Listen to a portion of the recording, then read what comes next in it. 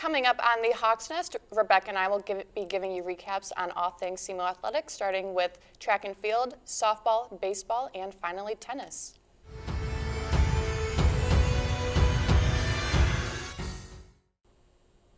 Welcome back to the Hawks Nest. I'm Jen Bryan. And I'm Rebecca Gangamella. So SEMO Sports had a bit of a slow weekend due to the weather, but they kept on rolling. Yeah, let's start with a team that's kind of been hiding in the shadows, but they were really just shining this weekend, and that was track. Both men and women took their overall titles in the 2019 Drury Hotel's Joey Haynes Invitational Saturday at the Abe Stuber Track Complex. Wow, that was a mouthful. And I'm really glad you had to say that and not me.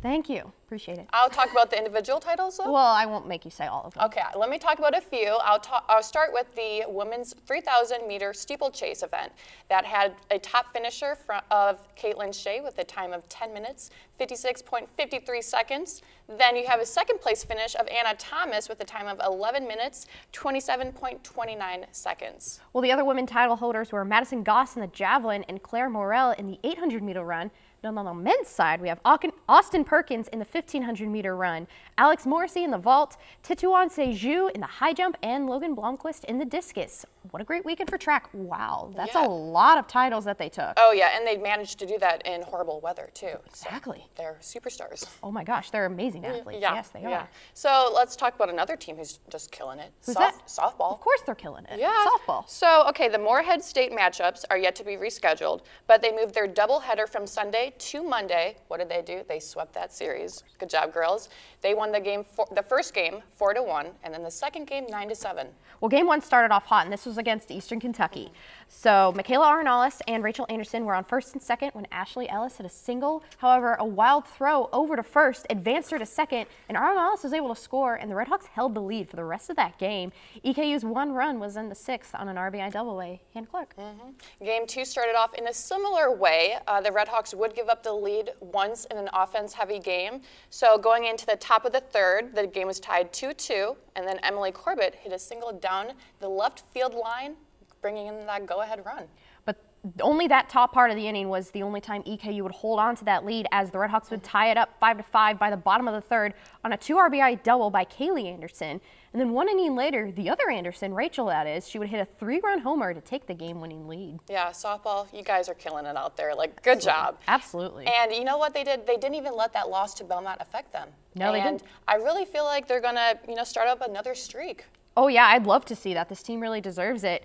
Now, the team's sitting at fifth right now with an overall record of 27-8, and you're probably wondering, how in the world can that be possible with how well that they've been doing?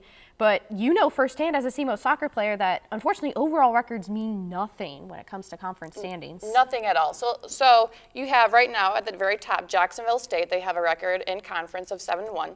Then you have SEMO with the record of 5-1 in conference. Well, they just haven't played as many games because of the weather. So when it all comes down to it and all the teams have equal or have had equal amount of games under their belt, you can definitely see SEMO will be at the top. I expect it. Now, based on how they're playing. Exactly. And now if we look over at the baseball, they've kind of got an opposite story going on. The big thing right now is their awesome start to the season just keeps falling shorter the farther they get into conference play. And like softball, they had a doubleheader on Monday due to rain delays, which is pretty rare for this team. Yeah, unfortunately, the story with baseball is they are struggling.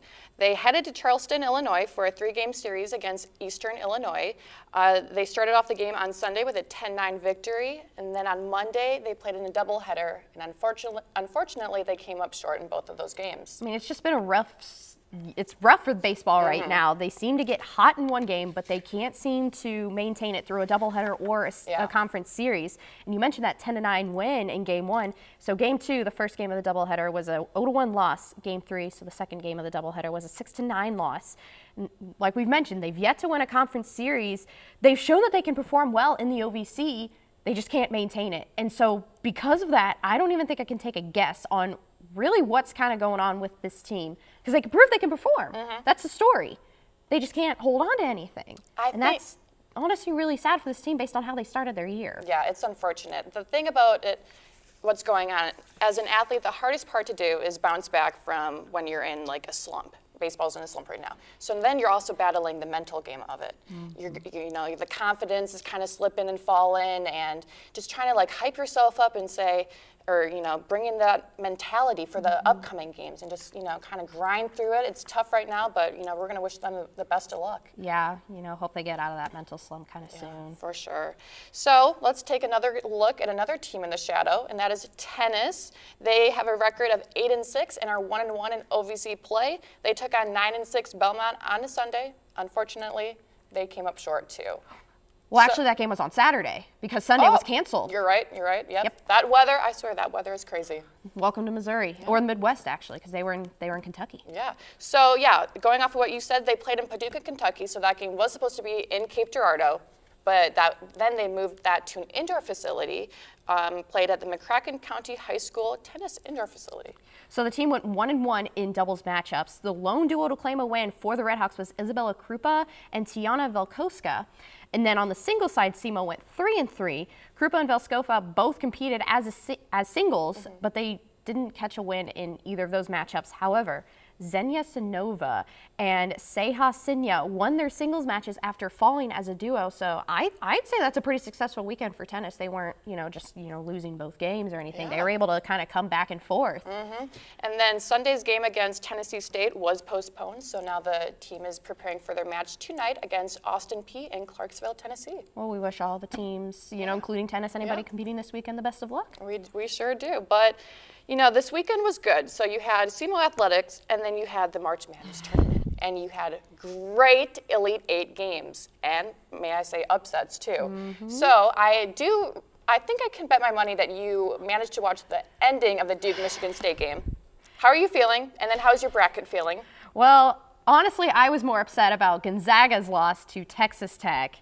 And because I actually had Gonzaga taking the whole thing, while everyone else I knew has Duke winning. So I was kind of the loner there. So I was like, okay, let's see Michigan State kind of take the win here. So everyone else is upset with me. I don't want to be alone in this misery. So I was really happy that Michigan State won. I didn't quite catch the ending. I was out of my house, but I heard about it. I had a lot of people texting me saying, oh my gosh, Duke's out. And I was like, yay! I'm actually surprised that you did not take Duke, because everybody in America had Duke winning it all. So the thing is, I'm kind of I try not to go with the flow. I try not to go with the crowd. My boyfriend, Matt Borman, he had Duke. Anthony Shear, my boss, had Duke. Everybody I knew had Duke. And I was like, you know what? No. Yeah. So I actually have a friend that I met in D.C. over the summer. She goes to Gonzaga, so that was kind of one of the reasons there. Yeah. I was doing well for a while. But on my women's bracket, can't forget women. They have March Madness of their own. You can't. My bracket there is actually doing pretty well. I've only lost 12 or 13 matchups so far. Wow, wow, you go. So with saying that, Baylor, Notre Dame, Oregon, and UConn are in the Final Four.